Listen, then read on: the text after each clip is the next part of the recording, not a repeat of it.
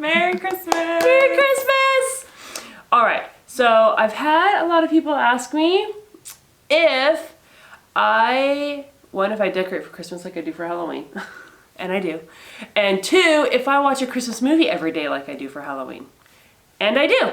So, I do not outshadow Christmas with Halloween and do more for it. I believe in Christmas, I believe in Christ, I believe in Santa Claus, I believe in magic and miracles and all those things. So I definitely love Christmas just as much as I love Halloween, and I watch movies too. So we're here to give you Christmas movie suggestions, or don't watch. But to follow up from our Halloween movie video, here's our Christmas movie video. Right, so we're just gonna go through a few.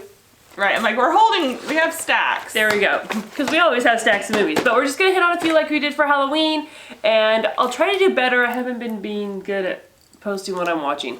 Because it is really busy, so I watch them at weird times and things like that. Because Christmas is a little bit crazier time of year than Halloween, so it's harder to do things like that, right? How much free time do you have in Christmas to watch a movie every day? Not enough time for that. No. So, my first movie that I always watch first to kick off the holiday is Miracle on 34th Street. Whether it's a new one or the original one, this is the one because it starts Thanksgiving Day, the parade. This is the one I watch. And I do enjoy the remake more than I enjoy the original. She's so cute. And the guy figure in it is so hot. Sometimes those are the best parts about the movies too, okay? Cute, attractive people to get to enjoy watching. Right. Anyways. Alright, so that's the movie I always start off with. And then we have like classics. Like we always watch. Alright, so this year my family watched the White Christmas movie.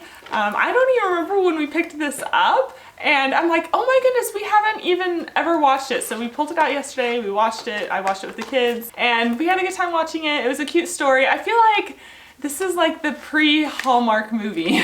If you love Hallmark movies, go a little old school and see where they started from. Right, it's so good though. And all the singing. Cute. Great singing, great choreography, sweet storyline, nothing too dramatic, but always a misunderstanding and always the coming back together. That's why I'm like, if you love Hallmark movies. You love people who don't know how to communicate and they figure it out in the end. There it is. So, right? I know. Ours is It's a Wonderful Life. Oh, there you go. There you go. Which, if you ask Phoebe, I was going to say, it reminds me of Phoebe, and she's like, this is not a wonderful life. You watch it till the end. Poor Phoebe, she couldn't make it. Yeah. We made it to the end, and it is a wonderful movie, and it reminds you, I just love like when there's a good... This is the 2020 movie. Oh my gosh. If 2020 were a movie, it would be this. Remind yourself. Good, okay? It ends good. Please say that 2020 ends good. I'm determined to make 2020 There you go. So we're going to watch this one too. I wonder if the rest of my family will connect that. Alright, so go a little old school. Go a little classic. Reach deep down when the spirit of Christmas was not so commercialized. I think that's what those movies really do. Okay, if we want to talk old school, my husband's favorite Christmas movies for our family are Rudolph the Red-Nosed Reindeer and Frosty the Snowman. I think Frosty's still at home. And like old school, like old when I was a kid. I think we've watched those. Oh my gosh, so they're like cheesy old. Oh my gosh, but they're just simple and sweet still, and Santa and Rudolph and have your little claymation people, and it's funny. So a shout out to my husband for the old school cartoons for everybody. Like they're fun. Right. My daughter's favorite is Polar Express. Self-explanatory. Right.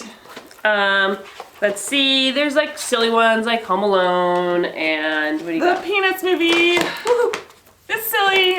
I wouldn't say it's like, I love the way it ends. I feel like it has such an uplifting spirit to the end of this. If you haven't seen, because you're younger than us, if you haven't seen the Peanuts Charlie Brown Christmas, like super cute, really sweet message. I feel like it's, again, a really uplifting Christmas one. Yes, it is really uplifting Christmas. So, and the Christmas Carol. So this is a remake. There's lots of them out there. This one, I really do enjoy this one. I think the acting in it is great. The combining, I mean, they hold true to the original storyline. This is an older one, so it's not that new, so don't be all excited. I think Jim Carrey did a new one. I don't know. I think that's the newest one is Jim Carrey. I like this one better. Alright, so then we have like the touching ones that make you cry, like the Christmas Shoes, if you've heard that song.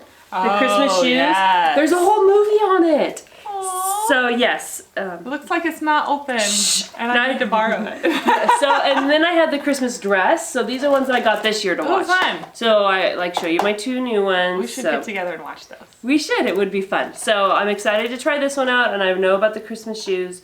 So I'm excited to watch that.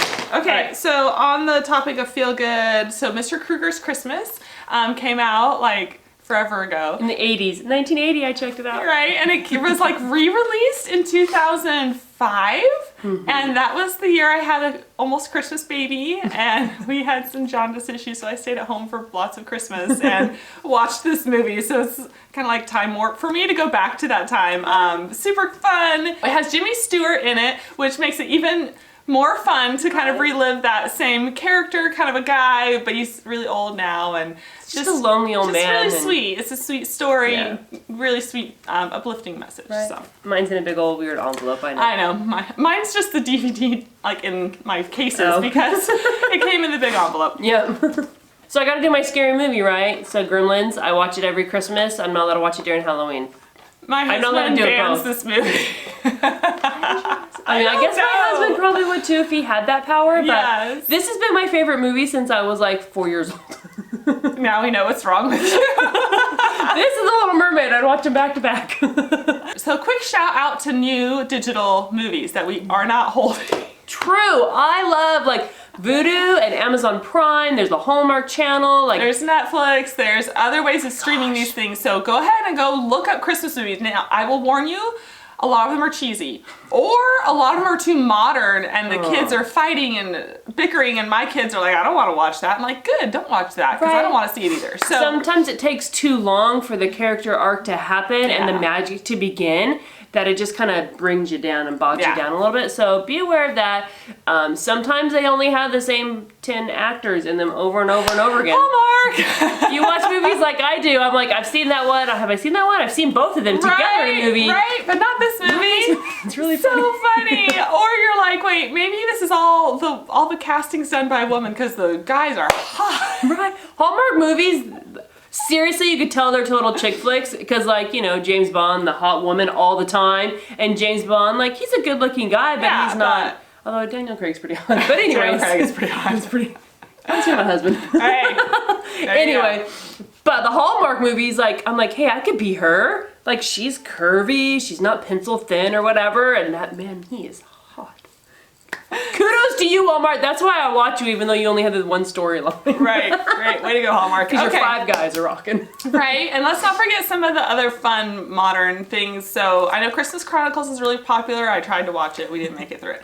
But one I loved last year is I watched Noel with Anna Kendrick, and it was just so fun, really magical, kind of a different spin on the Christmas story of the elves and Santa and all of that, and it was fun to bring it into our world, like really modern world. So I would recommend watching that one too. Right, we watched it last night, and everybody in the family loved it. It was across the board a win, and it is on the Disney Channel. That's the only place you can find it. Yay. So sorry if you don't have Disney. What other digital ones? Like the Christmas calendar, that was a Hulu one that I thought was fun, that had a good twist to it. It wasn't like there was the romance whatever, but it had a good meaning at it. There was the Christmas Cabin. Christmas Cabin, that one was way fun too. There's, I don't know, anything with Christmas. Look it up. Let us know, because I need some more movies and I want to make sure I'm not watching the same 5 people. Okay, so my very last one of uplifting, awesome, something my family does every year. Now, this is actually something new for us too. So last year we found the actual DVD because there's a book. So this is called The Forgotten Carols, and we have the book of The Forgotten Carols, and we read the book every Christmas season, and it has really unique songs that go with it that we play. We have the DVD to go along with it. I've had that since I was a teenager, and it's become my family tradition.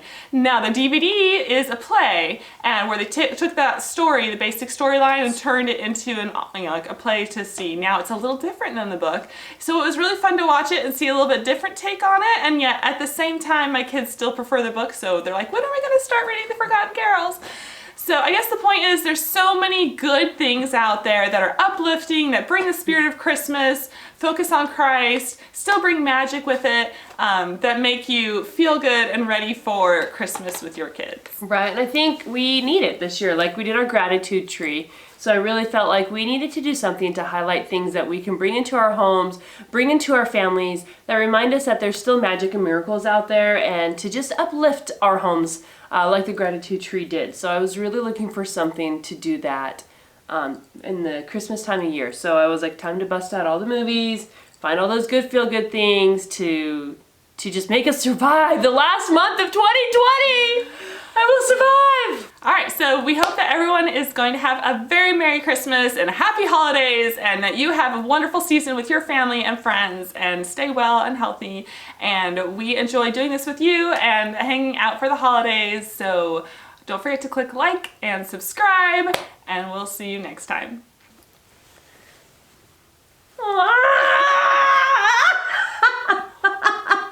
You lost your brains! I'm gonna put those back in his head now. There you go, that's good. Alright, that one's got issues. Good to know. His hat needed to be tacked back on there. That was great. Bye-bye.